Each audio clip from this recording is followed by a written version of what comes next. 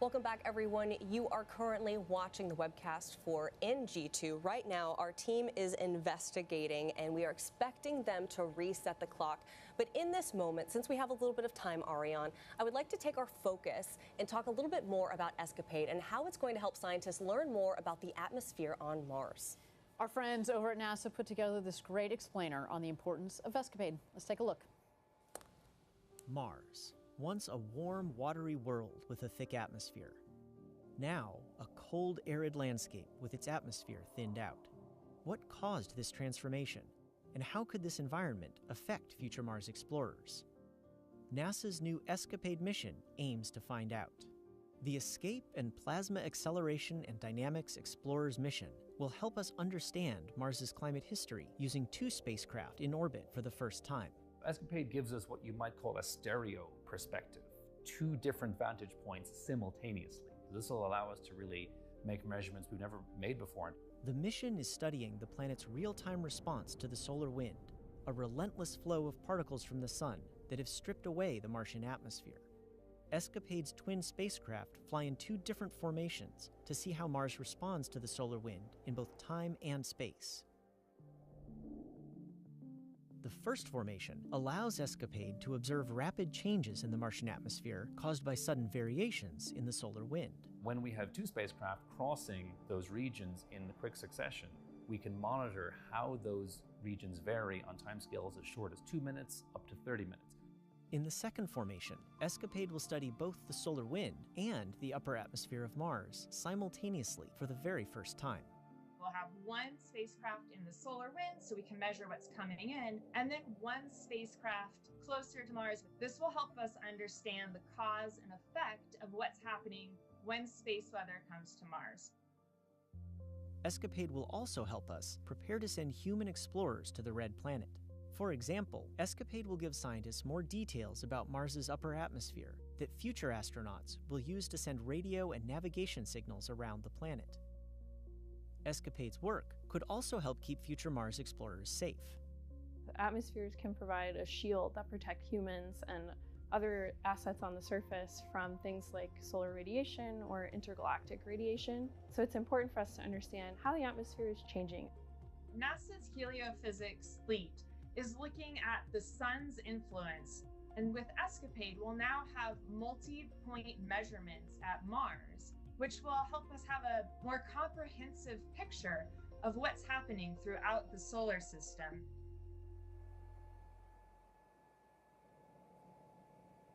Yeah, just fascinating what these 2 satellites are going to figure out. And ironically, wouldn't it have been so cool to have these 2 satellites up there right now? Earlier this week, obviously, we had a couple of some solar flares. That's right.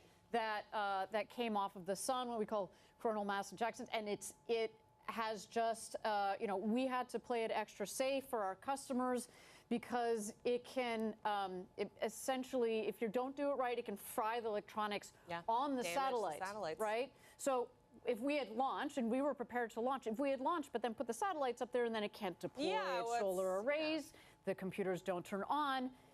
You can't just go up there and pick up the satellite and repair them. Like, that's why those 2 beautiful satellites called Blue and Gold, after the UC Berkeley colors.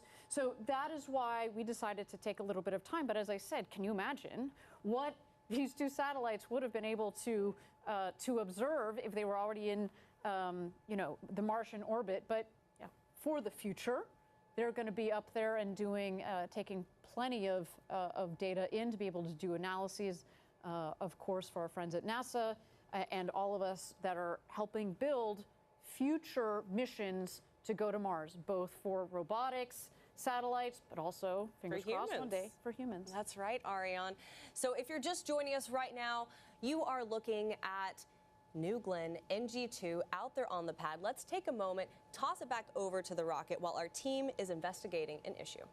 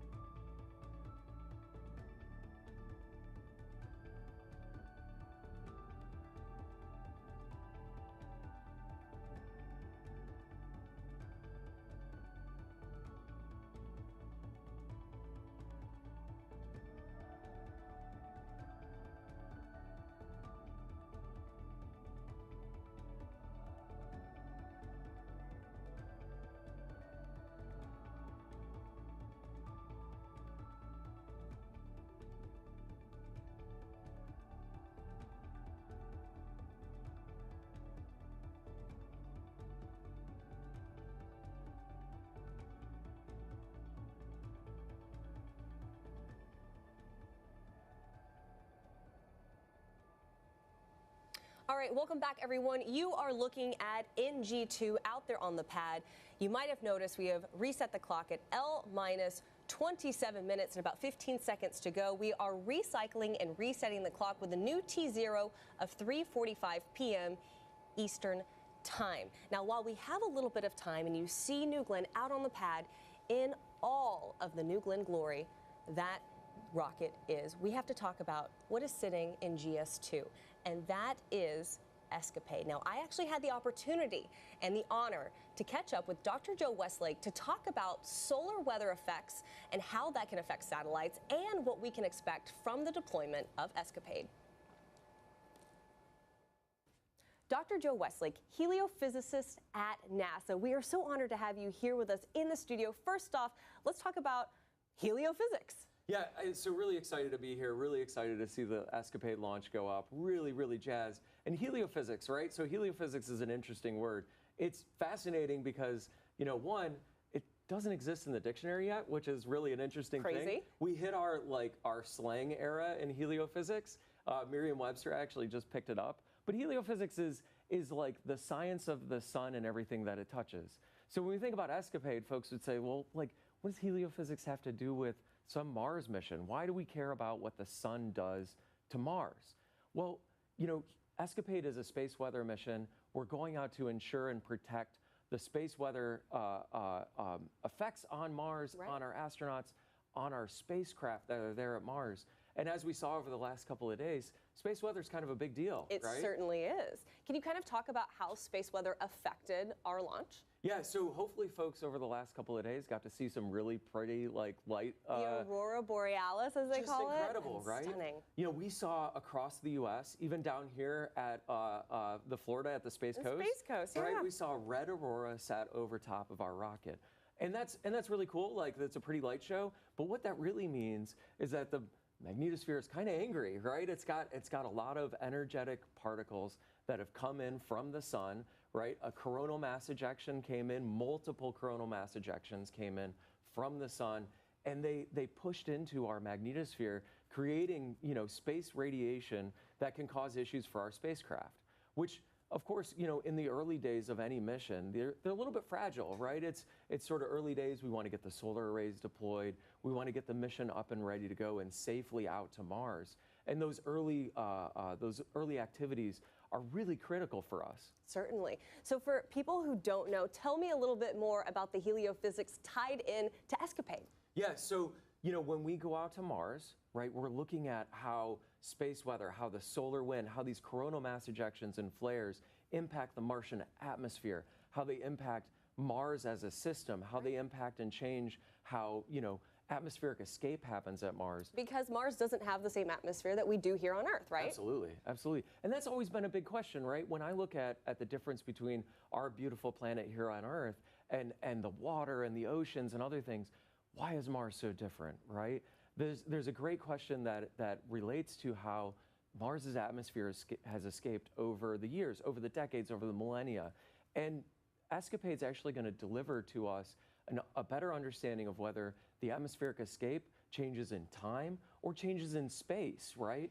And so getting that feeling and getting that understanding will let us figure out how Mars has changed over its history and be able to conserve and understand how that applies to us here at Earth. And for the first time, we have a lot of firsts, actually. So we have 2 satellites that are deploying that are going to give us information. And on top of that, this is the first time we are deploying not during the critical Mars window. We're actually going to go into kind of this, like, lollygagging phase just for a little bit until we hit that window. Can you kind of explain that? So isn't that amazing? Like, usually when you think about the planets aligning, right? I mean, the greatest planet alignment was when we sent the Voyagers out in the 70s, right? All the planets have aligned. We've gone and done the grand voyage, right? But as you go to Mars, every 2 years a window opens up where you can make the most efficient trip to Mars. And all that means is that Earth and Mars are in the right spot of the trajectory or the right spot of their travel every year to where you can actually get from one to the other. So once every 2 years, we line up and we make this, you know, it's like, how many Mars missions can we get off the ground in that one window? In that little window, yeah. But one of the great things, one of the innovations that we're doing here with Escapade today is we're actually going to send it outside of that window. We're going to send it outside of that window because we can put it into a very benign, safe parking orbit, and let it sort of hang out, loiter, hang out near us here at Earth. So we can make some measurements about the space weather here around Earth, and we can prep for those spacecraft to then, with their own propulsion, get themselves out to Mars when that window opens. We always talk about how, spacecraft are, frankly, the safest out in space, right? There aren't earthquakes or hurricanes or other things to worry about when they're out in space. And plus, we always love to have amazing data that come down from our spacecraft, almost no matter where they are. Certainly. And what's interesting is we're sitting here in 2025, but this mission is really going to take, it's 5 years when you also count all the way to when we're going to get the data that starts to come back, right? So 2025, around 2027 is when Escapade will actually be at Mars, and then it starts kind of being reoriented. Is that my understanding? Yeah, we have a couple of different orbit scenarios with Escapade because we have different questions, right? So one of the questions is, I want to be able to follow, have a leading following orientation of the two spacecraft, and I want to see how things are changing in time by doing that. But then we're also going to spread them out in longitude, so like east-west. And we're going to try and fly them somewhat side by side. But then we're going to ask questions that are like, okay, what's the inside the Martian atmosphere versus the outside? And there's a lot of dynamics and other things that we can do with these, really two very capable spacecraft that we're sending out to Mars. And another cool thing about your job is you get to work with Dr. Nikki Fox. I was able to grab her into our webcast the other day. Yes. But today's a special day for her, right? Yeah, it's a really special day. So, when we talk about having rockets and lighting candles and other things, this is her birthday. So we get to light a candle today. I think it's going to be really amazing to be able to, quite the birthday candle. Obviously, we're not going to blow it out until we get Escapade up and moving, but quite the candle, and it's amazing. Well, let's send it off to Dr. Nikki Fox. Happy birthday, Dr. Fox, and go NG2. Yeah, excellent. Go New Glenn, go Escapade, and we're just so jazzed to be here. And we're so grateful to have you as a customer. Thank you so much. Thank you so much. Heliophysicist, who knew? Not in the dictionary, and he gave us so much good information, of course, on why we're affected by essentially that solar weather. So right now, you are looking at New Glenn on the pad as we await the launch of NG2, L- about 20 minutes. But let's take it back over to our very own Eddie Seifert, who is with employees right here at Rocket Park at the best spot to watch New Glenn take to the skies. Eddie, how are things over there? Hey Tabitha, hey Ariane, we are on top of the world. That's certainly what it feels like on this momentous occasion. And I changed up the view a little bit. Behind me, you see Lunar Plant 1. That's our newest building at Rocket Park. Now, Rocket Park sits on 250 acres of what used to be an orange grove. That was pre-2016. Since 2016, we've added 2.5 million square feet of production space. And our newest building, it's building the lunar landers that are going to help NASA and help Blue Origin return to the moon, this time to stay. And Eddie, I think we talked about this a little bit on our last webcast. That building behind you is massive. It's hard to tell because you're elevated yourself, but maybe you can talk a little bit to the scale of that building, as well as its location relative to other facilities here at Rocket Park. That's right, Ariane, if you're ever driving on Space Commerce Way, you'll see it. You'll see just how massive it is, right? If I'm standing on top of the world and that building's even taller, it's tall enough to house the 16-meter tall lunar lander, which is twice as big as the Mark 101 Pathfinder that we're going to launch to the moon later this year. When that lunar lander lands on the moon, it will be the largest lunar lander to have ever landed, and we're just going to get bigger from there. So we're very excited about Mark 1 later this year or early next year, and then Mark 2 to return humans to the moon, this time to stay. And you mentioned the co-location. So the fact that we can be co-located with New Glenn means that we can encapsulate that very large lander in the very large New Glenn fairing here on site, and then we can drive it out to our integration facility to essentially place it on top of the New Glenn vehicle, much like we have Escapade today. Eddie, thank you so much. Always so great to talk to Eddie because he can talk at hours and at length about anything to do with engines, with lunar, and of course, he's our hype man out there with everyone here at Rocket Park. Thank you again. If you didn't notice, on his shirt actually are little lunar landers as well. But right now, we're going to toss it over to New Glenn on the pad as we await the launch of NG2. And in about 30 seconds here, we're going to hear another go pull. So let's go ahead and listen in.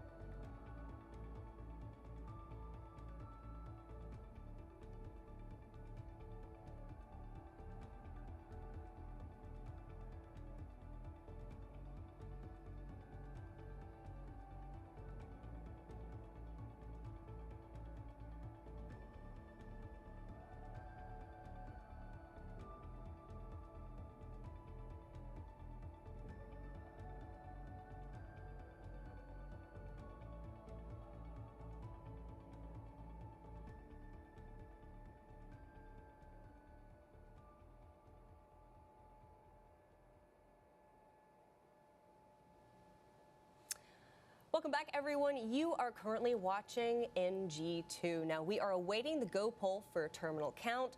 Right now, we're in a hold and we're getting more information, but do stay with us. Keep your eyes on that screen because New Glenn is out on the pad and looking absolutely fantastic.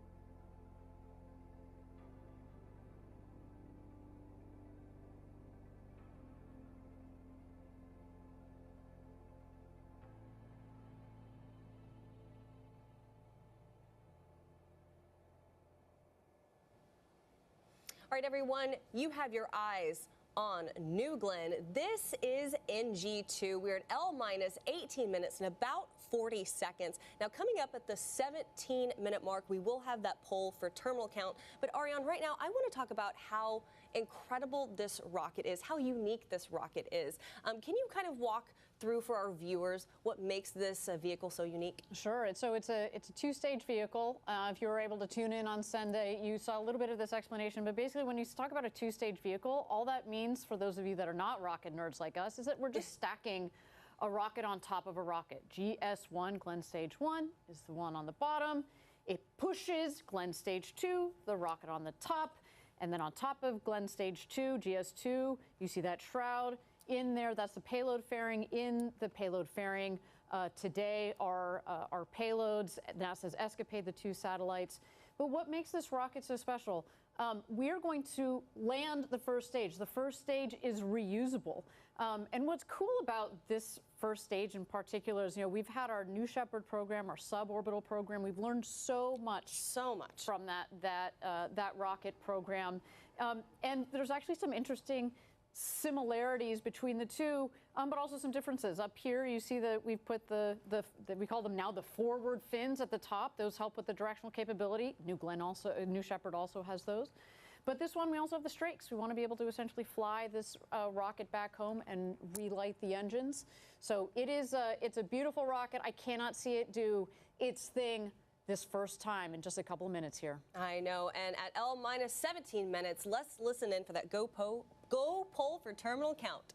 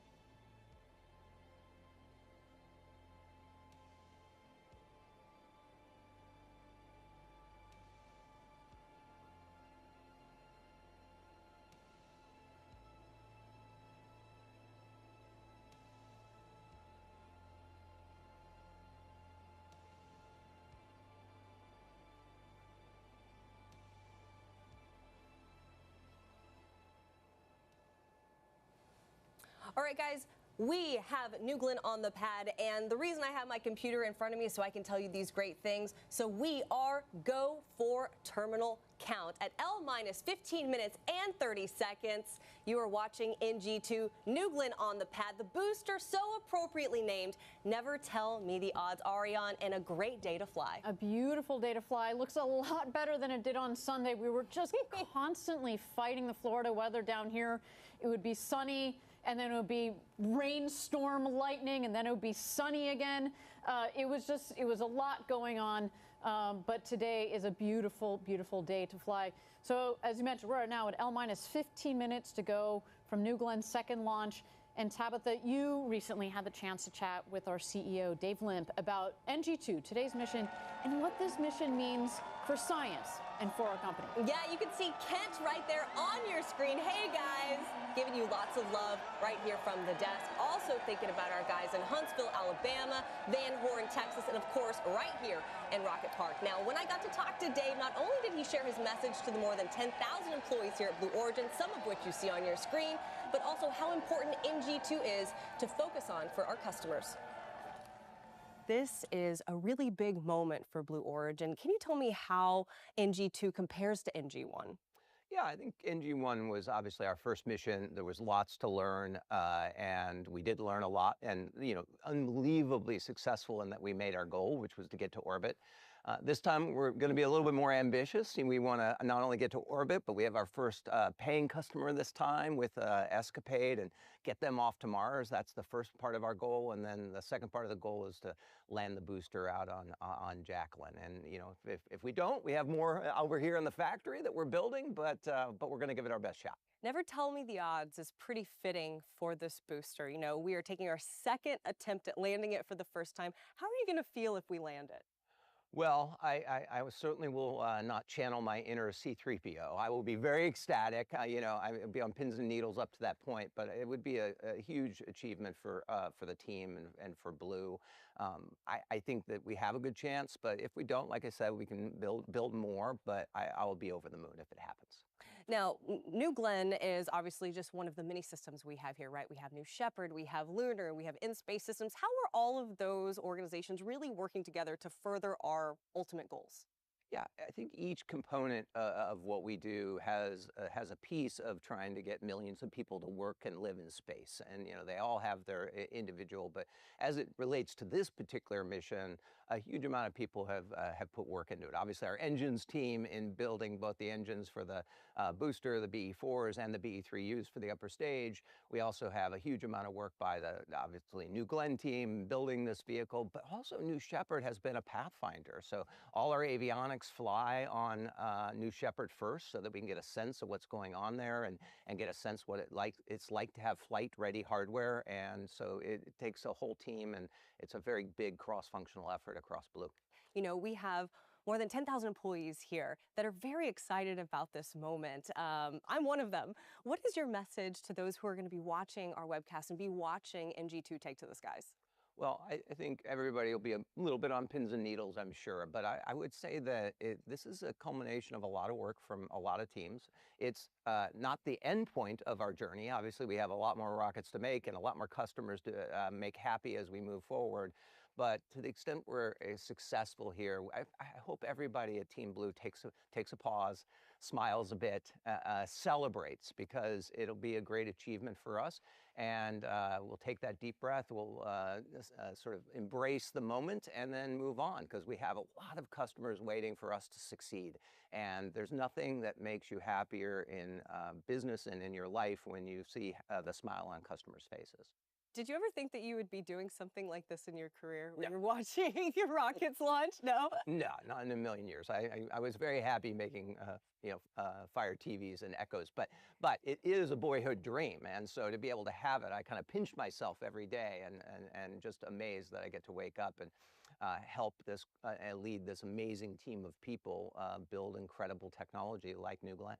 I mean, and a reference to that, one of the first things they ask you when you come onto Blue Origin is, what is your first memory of space? What is your first memory of space? Yeah, I have a lot of pictures. It turned out my 3rd, 4th, and 5th birthday, I have these old Polaroids of the cake, and they all have rockets on it. I was enamored with rockets as a kid, and never took the path where I thought I'd be running a rocket or a rocket company, but it turns out that it was very early in my life that I had a lot of love for it. And we're so grateful to have you here at the helm. Dave, thank you so much for your time. I appreciate it. Yeah.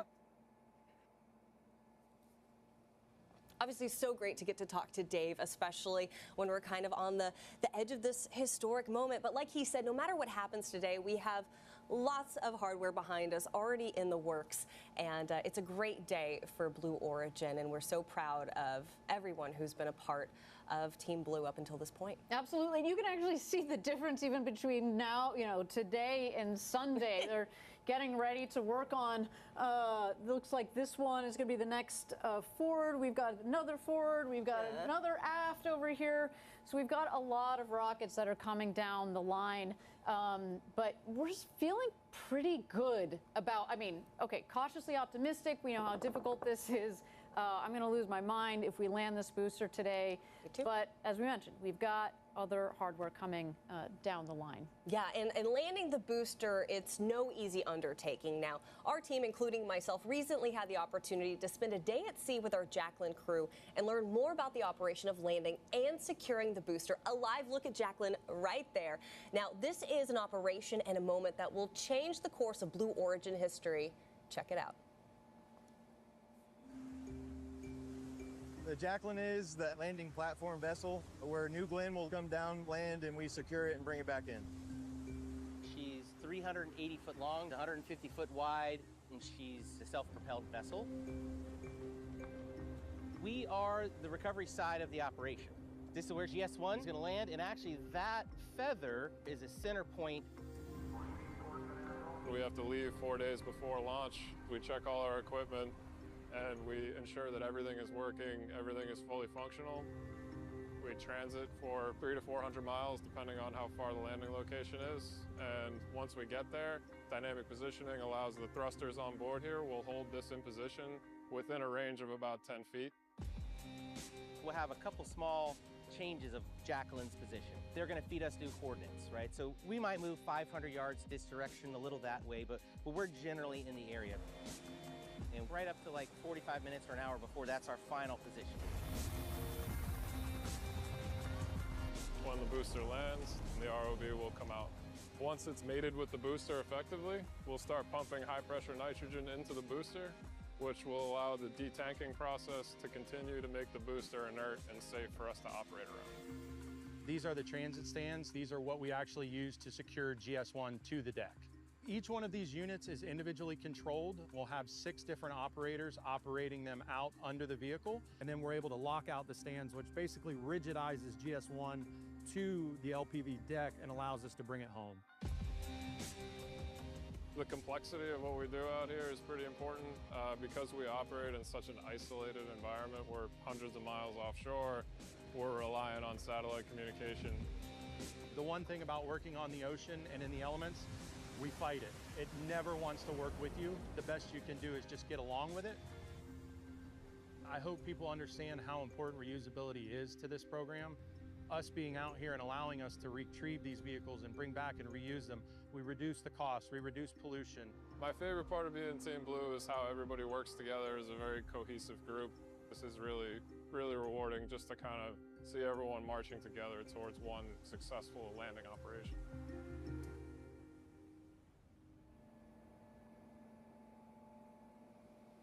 And you've got a live look right there of Jacqueline in all her glory. And Ariane, I have to tell you, what was so great about going out with that team is, of course, they go out for days, sometimes weeks, sometimes a multitude of weeks at a time, and they're eating, sleeping, playing cards together, but also they're going through the operations. And for someone who doesn't know, can you explain, Ariane, why it's so difficult to bring a first stage back to Earth? Well, let me just start with the basics. You have a 200-foot tall tower that has just been 120 kilometers up, and we're trying to hit a 150-foot by about 400-foot boat out there, and then the landing pad, as you see, is even smaller than that. Fun fact, the landing pad that you see there, the circle, is the same diameter as the landing pad for New Shepard. So to give you a sense, that's hard. So you've got this huge 200-foot tall tower that's coming in.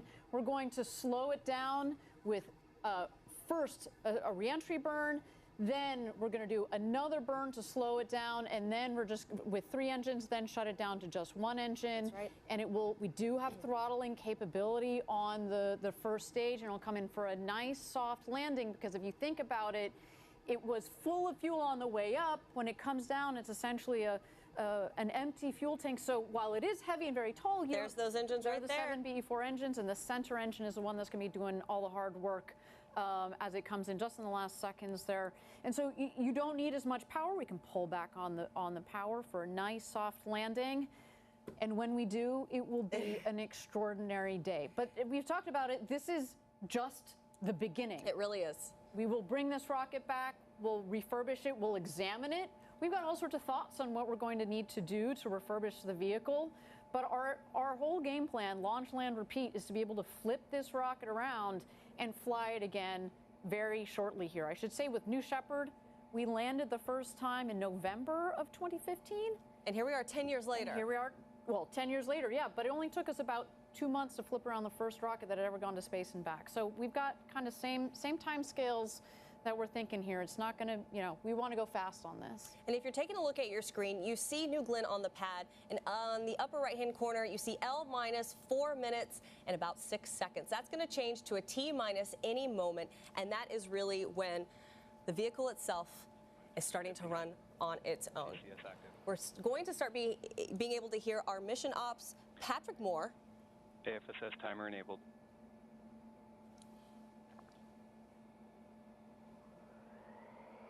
Terminal count system is active. From here on out, the vehicle is running fully autonomously on software. Disengaged.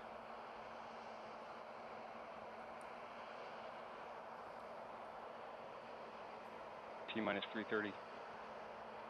Rapid retract armed. Magic charge initiated.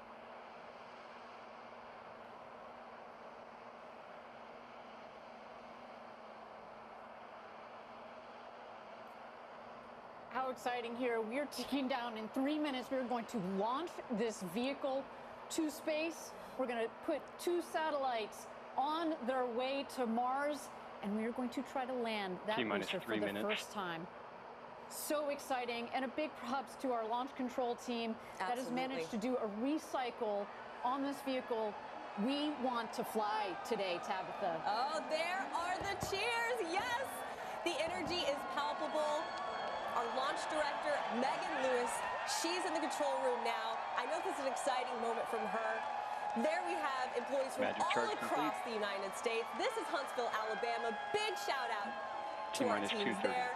And of course, GS1 pre-press HQ, start. Ken Washington, we see you. Washington.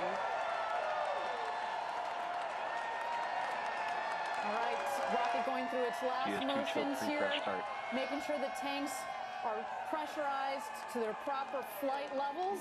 That's right.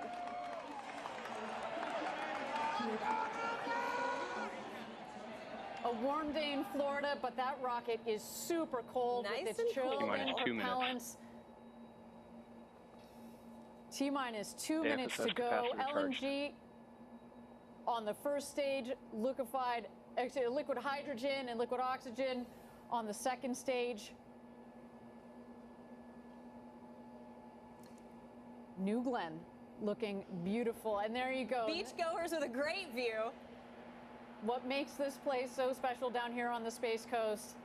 A day on the beach, but you can sit there and because our pad is so far south, a spectacular view for everybody here in Cocoa Beach. Now we've transitioned from ground power to the vehicle's own internal power. I mean, we are getting close. Aria, hold my hand. I'm getting really excited. There are those BE4s, 7 of them, ready to take New Glenn. 3.85 million pounds of thrust combined. 60 seconds. In just 60 Green seconds screen, here, as AFSS mentioned flight before. enabled. We will light 4 of the engines, then 3 of the engines, just about a second or 2 off for a staggered start. You'll see the big water deluge, and that's when you know that it's game on. I love hearing all those sounds. You hear the power up. You certainly do. And with that, you'll see that water any second now. Let's turn it over to launch control. Let's go, New Glenn. GS1 hydraulics internal. Never tell me the GS1 at odds. flight level. GS2 at flight level.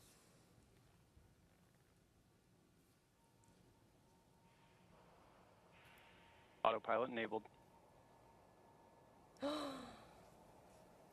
T-minus 10, 9, 8, 7, 6, 5, 4, 3, 2, 1.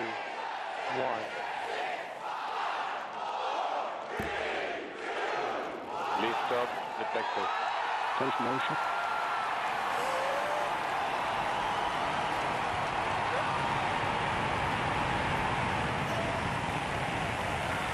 New Glenn has cleared the tower.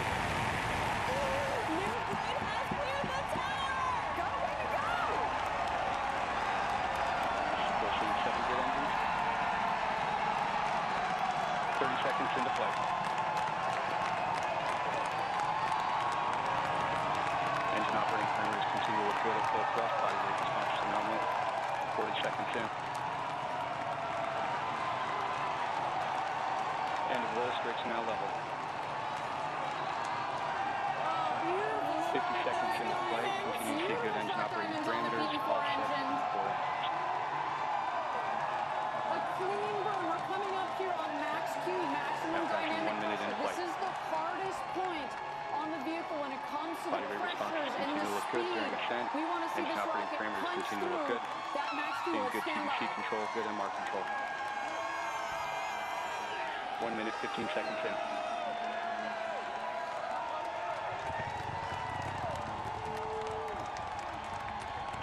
Now passing Mach 1, New Glenn is now supersonic. Supersonic! And we can hear the 1 minute, 30 seconds. Engine operating parameters continue to look good at full thrust. Max Q, maximum dynamic pressure.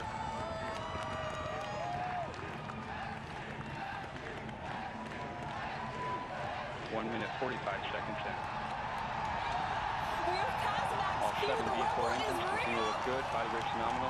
Seeing good control on MR and TVC. Acceleration profile phenomenal.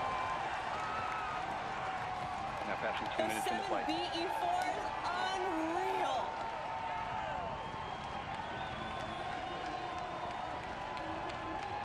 1 minute remaining in boost phase. All right, 1 minute remaining in boost phase. You heard our team say. Then we'll hit MECO, main engine cutoff. That's going to lead to a sequence of events. We will separate the first stage from the second, and that's when the first stage is going to begin its journey back home. We're going to see if we can land the booster separately. Of course, we will get the second stage off and going with the NASA Escapade satellites on board on their way to Mars. Trajectory continues to look good, seeing good data quality coming down from the vehicle. Body rate response Great to hear phenomenal. that. Good data quality. All 7 engines continue Looking to look nominal. Next up, MECO, which is main engine cutoff.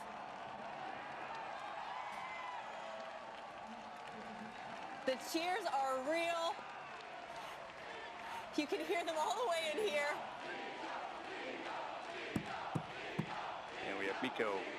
And we have MECO. And we have good stage set. We have good stage separation. And we have ignition on stage 2. Both engine parameters look good. Ignition. Oh, you see the 2 rockets there. Body rate stamping out nicely.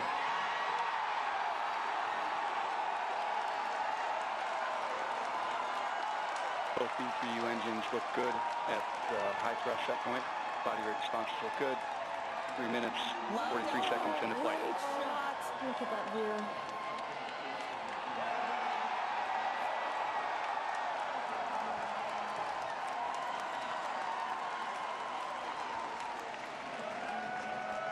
We have good indication of payload fairing jettison.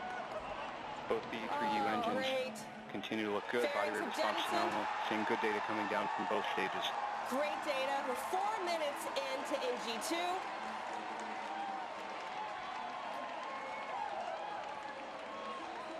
And you saw the spectacular view look good.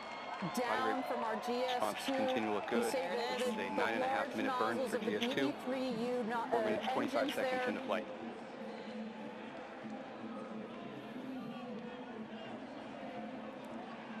Wow.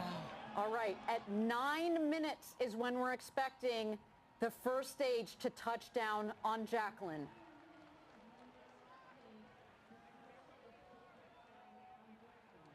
Approximately 2 minutes remaining in the GS1 coast.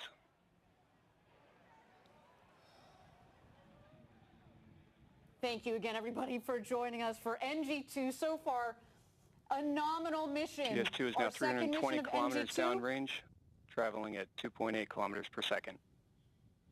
Trajectory continues to look good on both stages. Clean separation, clean fairing right down the middle of the range jettison. track.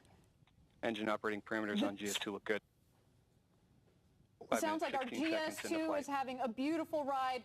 The NASA Escapade satellites are exposed to space right now. And we've got GS1 coming down for landing GS2 body at rate T plus 9 minutes.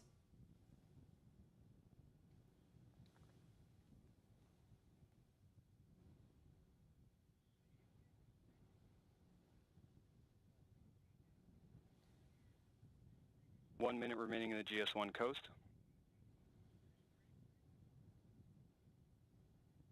Continue to see good data coming down from both GS1 and GS2. Body rates on both stages look good. The B3U engines look good.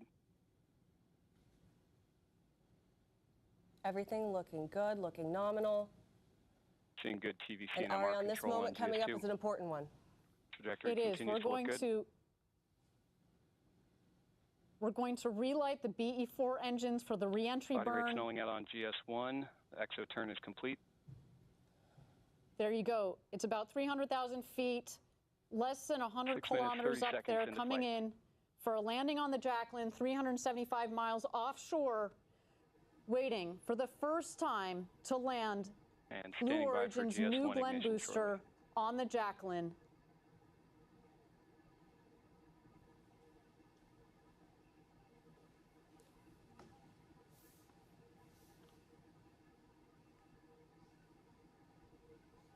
Continue to see body rates on GS1.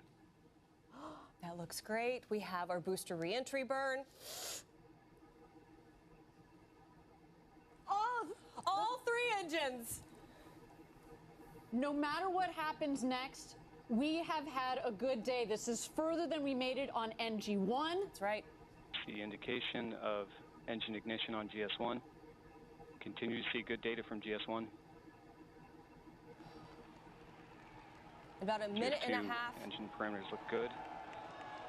is when we would see Confirm engine cutoff Never on Tell Me GS1. the Odds return to Earth. You 7 see it in minutes, kind of 40 seconds into horizontal flight. position. We've got the strakes on the base of the booster, which give it lift. So we can basically fly this booster. Of course, we're using the forward fins as well, plus some of our reaction control system to, as well as the gimbling on the beaten forward engines to turn the rocket accordingly. On here, it starts to tilt down. GS1 now halfway 1 in its minute to planned go. burn. GS1 system, Less than GS2 systems 40,000 continue to look feet. good.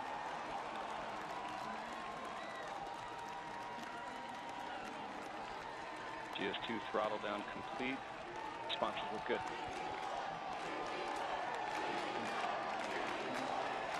8 minutes, 20 seconds from the flight.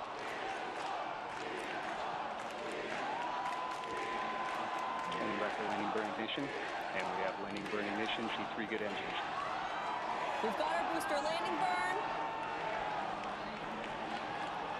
Engine control looks good. Of course, those clouds are there. 8 minutes, 43 seconds from the flight. Legs deployed. Now down to Great engine shot burn. from our booster. Standing back for touchdown. Landing gear deployed.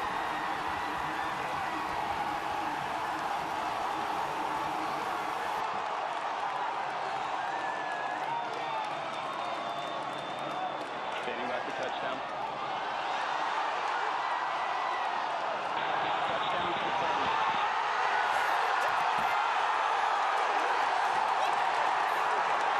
GS2 continuing to work. Turn system looks good. Weapon up full time.